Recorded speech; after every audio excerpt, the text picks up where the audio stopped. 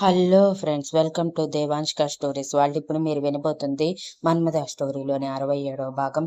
ఇక బయటికి వచ్చిన సాత్వి సిద్ధు గార్డెన్లో వాకింగ్ చేస్తుంటే పక్కనే నిలబడి వాకింగ్ చేస్తుంటే, ఐఎమ్ సారీ సిద్ధు గారు, మిమ్మల్ని బాధ పెట్టాను కదా నేను అని అంటే, సిద్ధు షార్ప్గా సాధ్వి వైపు చూస్తూ, రూమ్లోనే చెప్పాను మా మధ్య నువ్వు దూరద్దు అని.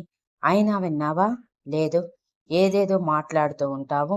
నాకు ఇంత కోపం వచ్చిందంటే ఎంత పెద్ద మ్యాటరో అర్థం చేసుకోవచ్చు కదా సాధ్వి. నా మనసుని అర్థం చేసుకున్నాను అంటావు, ఇదేనా నన్ను అర్థం చేసుకున్నది అని విసుగ్గా అడిగితే, సిద్ధు గారు అంటూ ఏడుపు మొహం పెట్టింది సాధ్వి.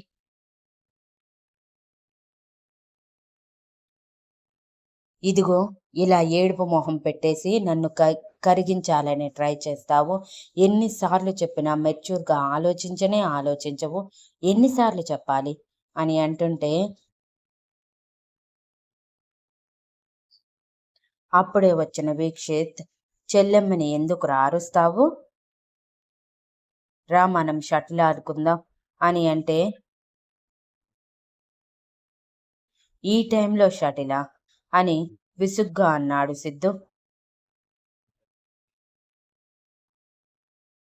అవును, షటిలే. ఇలా అయితే కొంచెం టైం స్పెండ్ చేసినట్టు ఉంటుంది. చిన్నా కూడా నార్మల్ అయిపోతాడు. చూడు, వాడు ఎలా ఉన్నాడు అంటూ చిన్నా వైపు చూపించగానే చిన్నాని ఇక స్కూల్లో జాయిన్ చేయాలని డిసైడ్ అయ్యాడు సిద్ధు.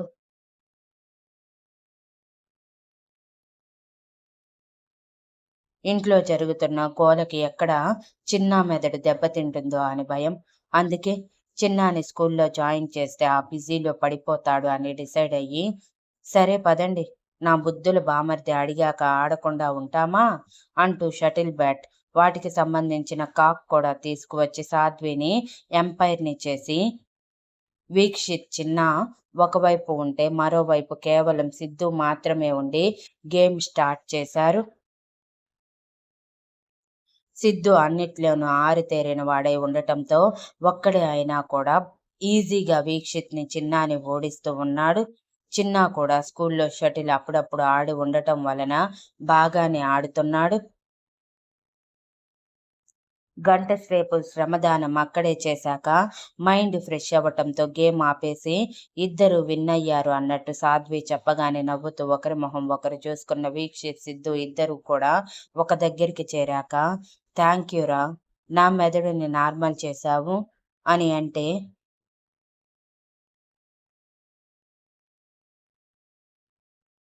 ఇట్స్ ఓకే బావా, నీకోసం ఎవ్రీథింగ్ అని నాటకీయంగా చెప్పి నవ్వుతూ, లోపలికి వెళ్దాం పద అని లోపలికి వచ్చారు.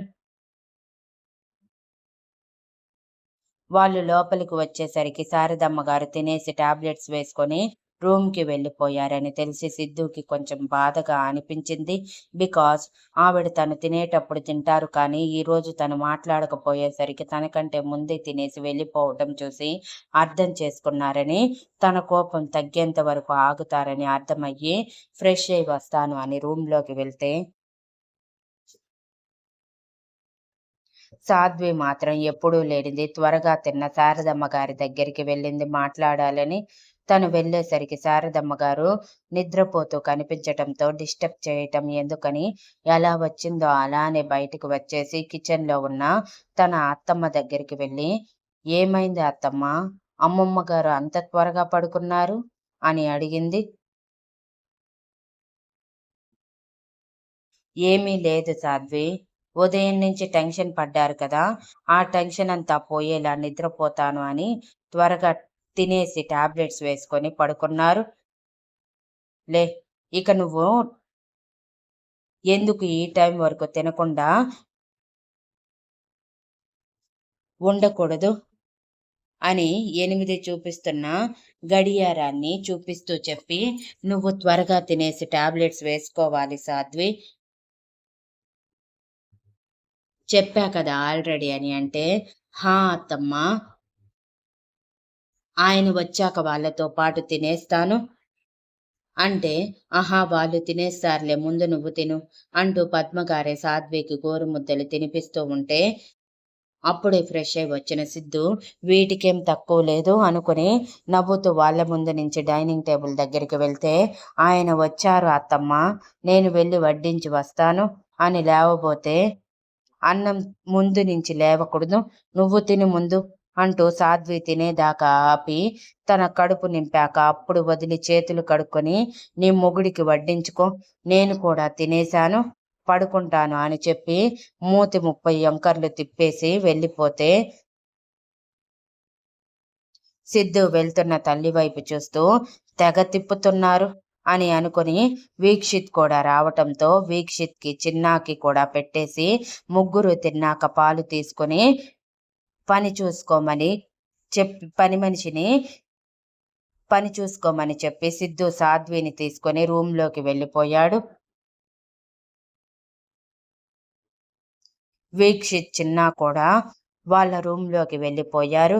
పని వాళ్ళు పని చూసుకుంటూ ఉంటే లోపలికి వచ్చిన సిద్ధు సాధ్వి చేత బలవంతంగా పాలు తాగించి, చిన్నపిల్లవా నువ్వేమైనా, పాలు ఇష్టం లేదు అంటూ చిరాగ్గా మొహం పెట్టడానికి తల్లి కాపుతున్నావు, చిన్నపిల్లలా చేస్తే ఎలా, చెప్పా కదా పాలు తాగాలి అని చిరుకోపంగా అంటూనే పూర్తిగా పాలు తాగించాక తన పాల మీసాలని చూసి టెంప్ట్ అయ్యాడు సిద్ధు. పాల గ్లాస్ పక్కన పెట్టిన సాధ్వి పాల మీసాలు తుడుచుకునే లోపు ఆ చేతిని పట్టుకున్న సిద్ధు తన పెదవులతో ఆ పాల మీసాలని మాయం చేశాడు. సాధ్వి కూడా 3 స్వింగ్స్ బలంగా ఉండటంతో సిద్ధు చుట్టూ చేతులు వేసింది. ఆ ముద్దు కాస్త ఇంకొంచెం ముందుకు పోవటంతో ఒకరి ప్రేమ ఒకరు తెలుపుకుంటూ ఒకరి కౌగిలిలో ఒకరు అర్ధరాత్రి వరకు కరిగించేశారు. అర్ధరాత్రి తర్వాత సాధ్వి తల నిమురుతూ సిద్ధు ఆలోచిస్తూ ఉంటే, ఏమైంది సిద్ధు గారు, ఇంకా ఆలోచిస్తున్నారు, చెప్పా కదా నేను మీ మధ్యలోకి రానని, మీకు నచ్చినప్పుడే అమ్మమ్మ గారిని అత్తమ్మని క్షమించండి అని అంటే, అది కాదులే నేను ఆలోచించేది, ఆఫీస్ గురించి, నువ్వు నిద్రపో అంటూ సాధ్విని నిద్రపుచ్చిన సిద్ధు తను స్నానానికి వెళ్ళినప్పుడు కృష్ణ చేసిన ఫోన్ కాల్ కోసం ఆలోచిస్తున్నాడు.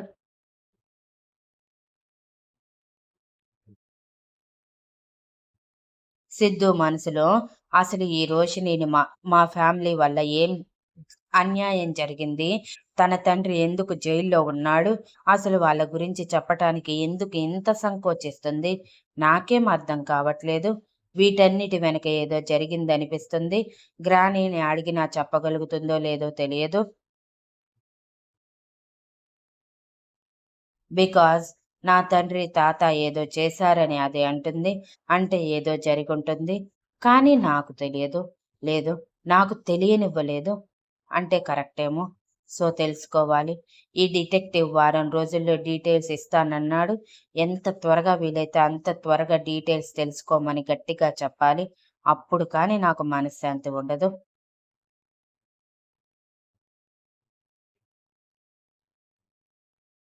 ఇక సాధ్వి విషయం, అసలు సాధ్విని బయటికి కూడా పంపించకూడదు. డిగ్రీ చదివిద్దాం అనుకున్నాను కానీ ఈ పరిస్థితుల్లో అయితే అవ్వనే అవ్వదు. సో ఈ సంవత్సరానికి ఆపేయటమే. నెక్స్ట్ ఇయర్ నుంచి చూసుకోవచ్చు. సాధ్వి ప్రాణం కంటే ఇప్పుడు నాకేది ముఖ్యం కాదు. ఈవెన్ నేను కూడా అని తనలో తాను అనుకుంటూ సాధ్వి వైపు చూశాడు. అలసిపోయిన సాధ్వి నిద్రలో ముద్దుగా కనిపిస్తూ ఉంటే, ఇలా ముద్దుగా ఉండే నన్ను చంపేస్తున్నావు కదే, ఎలా నీ నుంచి దూరంగా ఉండగలను నేను, అసలు ఈ విషయం నాకు చెప్పకుండా ఉన్న బాగుండేది అని అనుకున్నాడు. ఒక్క క్షణం కానీ వెంటనే, నో, చెప్పకుండా ఉంటే ఎలా, నాకెలా తెలుస్తుంది, నేను తెలుసుకోవలసిన నిజాలు కదా ఇవి, తప్పకుండా తెలుసుకొని తీరాల్సిందే అని మనసులో అనుకుంటూ సాధ్విని పొదివి పట్టుకుని,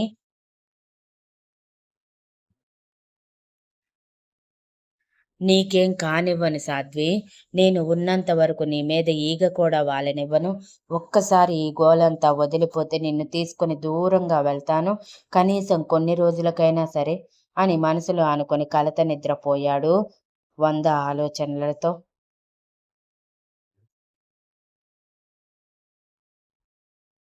తర్వాత రోజు ఉదయం యథావిధిగా నిద్ర లేచిన వాళ్ళు ఎవరి పనులు వాళ్ళు చూసుకుంటున్నారు. ఇప్పుడు కూడా సిద్ధు గ్రానీని తన తల్లిని అవాయిడ్ చేస్తూనే ఉన్నాడు.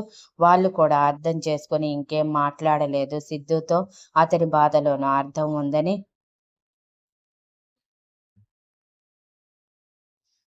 టిఫిన్ తర్వాత సిద్ధు ఆఫీస్‌కి వెళ్ళిపోతుంటే సాధ్వి నేను కూడా వస్తాను అని అడిగింది. సాధ్విని తనతో పాటు ఉంచుకుంటే బెటర్. ఇంట్లో ఉన్న వాతావరణం వల్ల తన మైండ్ పని చేయదని అనుకుని, సరే త్వరగా రెడీ అయ్యిరా, నేను వెయిట్ చేస్తూ ఉంటాను అని వీక్షిత్‌తో పాటు సోఫాలో కూర్చొని మెయిల్స్ చెక్ చేసుకుంటూ ఉంటే, వీక్షిత్ పక్కనే సీసీ కెమెరా ఫుటేజ్ చూస్తూ ఉన్నాడు. రోషిని ఇంట్లో ఉండేది. ఇక శారదమ్మ గారు ఎప్పటిలా తినేసి రూమ్‌కి వెళ్ళిపోయారు టాబ్లెట్స్ వేసుకోవటానికి.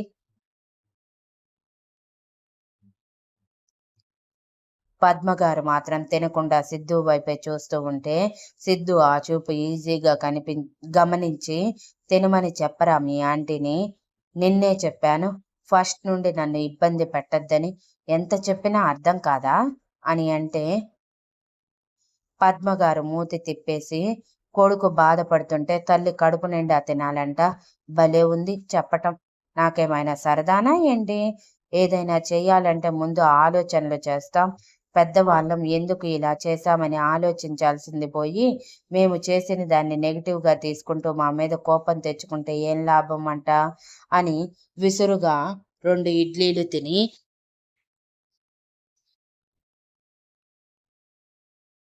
తిన్నాను. ఇక తమరి ఫ్రెండ్‌కి చెప్పుకో. ఏమాత్రం బాధపడకుండా సంతోషంగా ఆఫీస్‌కి వెళ్ళమని చెప్పి అని శారదమ్మ గారి రూమ్‌లోకి వెళ్తే, వీక్షిత్ వెర్రి మొహం వేసుకొని చూశాడు. ఇంతలో సిద్ధు వీక్షిత్‌తో చుట్టుపక్కల మంచి స్కూల్స్ వెతకాలి. నువ్వు వెళ్తావా? నన్ను వెళ్ళమంటావా? నువ్వు వెళ్తాను అంటే సాధ్విని తీసుకొని నేను ఆఫీస్‌కి వెళ్తాను. లేదా నేను ఏ స్కూల్ మంచిదో చెక్ చేసుకోవటానికి వెళ్తాను. నువ్వు సాధ్వితో ఆఫీస్‌కి వెళ్ళు అని అంటే, వీక్షిత్ 2 నిమిషాలు ఆలోచించి, నేను సాధ్విని తీసుకొని ఆఫీస్‌కి వెళ్తాను బావ. నాకు ఇండియా కొత్తనే కదా! నేను ఇక్కడే పుట్టి పెరిగిన వాడిని కూడా కాదు కదా! అని అంటే, అది నిజమేలే అనుకున్న సిద్ధు సాధ్వి చుడిదార్‌లో రావటమే, సాధ్వి చేతిలో ఫ్రెష్ జ్యూస్ బాటిల్ ఒకటి పెట్టి టైమ్ టు టైమ్ తాగుతూ ఉండు. నేను వచ్చేసరికల్లా ఇది కంప్లీట్ అయి ఉండాలి. నువ్వు మన క్యాబిన్‌లోనే కూర్చొని ఉండు. నేను వచ్చేస్తాను అని అంటే, సాధ్వి అయోమయంగా, అదేంటి సిద్ధు గారు, నేను కూడా మీతో పాటే కదా వస్తుంది అని అంటే, లేదు నాకు చిన్న పని పడింది అవుట్‌డోర్‌ది, వెళ్ళి రావాలి. ఈ వాతావరణంలో నువ్వు బయటికి రావటం అంత మంచిది కాదు. ఈవెన్ నాతో కూడా. సో, అందుకే సైలెంట్‌గా వెళ్ళి వాడితో వర్క్ చూసుకో పో అని అంటే, కానీ సిద్ధు గారు, నేను మీతో పాటు వస్తాను. నాకు మీతో పాటు ఉండాలని ఉంది అని అంటే, వస్తాను సాధ్వి. 1 అవర్‌లో వర్క్ అయిపోగొట్టి వచ్చేస్తాను. ఓకేనా? అంటూ తన చెంప తట్టి సాధ్విని వీక్షిత్‌తో పంపించాక ఫోన్ కాల్స్ చేసుకుంటూ సిద్ధు బయలుదేరాడు. అలా ఇంటికి దగ్గరలో ఉన్న ఒక ఇంటర్నేషనల్ స్కూల్‌లో చిన్నా కోసం అడ్మిషన్ తీసుకుని, తల్లిదండ్రుల కాలం దగ్గర తన పేరు, సాధ్వి పేరు రాశాడు. అది చూసిన ప్రిన్సిపల్, మీకు ఇంత పెద్ద కొడుకు ఉన్నాడా? అని ఆశ్చర్యంగా అంటే, సిద్ధు చిన్న చిరునవ్వే సమాధానంగా ఇచ్చి, ఫీజు మొత్తం వన్ టైమ్ పేమెంట్ చేసి, స్కూల్ బుక్స్, యూనిఫార్మ్ కావలసినవన్నీ తీసుకొని ఇంటికి వచ్చి, వాటిని చిన్నాకి అప్పగిస్తూ, మీ అత్తమ్మతో వీటి మీద నేమ్స్ రాయించుకో చిన్నా. నెక్స్ట్ వీక్ నుంచి నువ్వు స్కూల్‌కి వెళ్తావు అని తన చెంప తట్టి వెళ్ళిపోయాడు సిద్ధు. చిన్న ఇప్పటికీ నమ్మలేనట్టు ఆ స్కూల్ బుక్స్ వైపు, చేతిలో ఉన్న యూనిఫామ్ వైపు మార్చి మార్చి చూస్తూ, యాహూ! అని ఒక్కసారిగా గట్టిగా అరిచేశాడు. బికాజ్ చిన్నాకి ఇంట్లో ఉండి ఉండి చాలా చిరాగ్గా ఉంది. టైమే గడవటం లేదు. అందుకే స్కూల్‌కి వెళ్ళటానికి ఇంట్రెస్ట్ చూపిస్తున్నాడు. Thank you for listening and please like, share, comment and subscribe.